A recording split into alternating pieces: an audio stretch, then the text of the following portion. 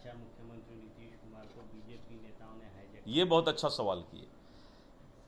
तेजस्वी यादव ने शायद ये नहीं सुना कि नीतीश कुमार जी बार बार बोल रहे हैं कि मैं महागठबंधन के साथ जब सरकार में था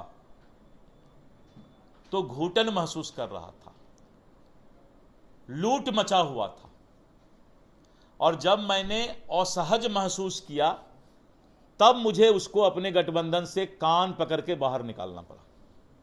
क्योंकि नीतीश कुमार जी की सहन शक्ति का एक हद है। वो इंसान अपने आप में बहुत हद तक सहते हैं, लेकिन किसी चीज की सीमा होती है।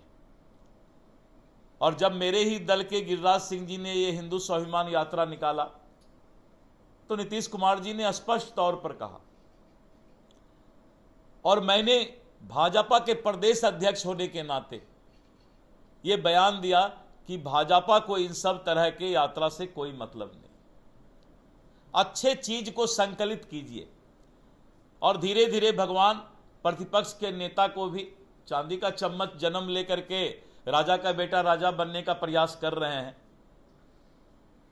इसीलिए जो है इन सब बातों का कोई महत्व नहीं है कि नीतीश जी को कोई हाईजैक कर सकता है। उनके पिताजी का जो समय में जो नीतीश जी 1974 की उपज है, हम कहां कह रहे हैं कि लालू यादव को कोई हाईजैक कर लिया। ये सब छोटापन है बोलना। नीतीश जी बीमार हैं, नीतीश जी हाईजैक हैं। कभी नीतीश जी बोले हैं कि लालू जी बीमार हैं?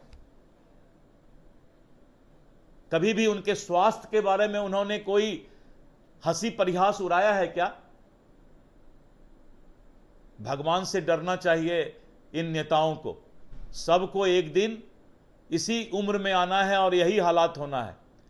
लेकिन नीतीश जी शायद तेजस्वी से 100 गुना ज्यादा स्वस्थ हैं। वो तो इसी उम्र में जो है व्हील चेयर पकड़ लिए। नीतीश जी चलते हैं अच्छा से। हमने कभी कहा क्या कि तेजस्वी का जवानी में जो है व्हील चेयर पकड़ लिया? कभी नहीं बोलना चाहिए।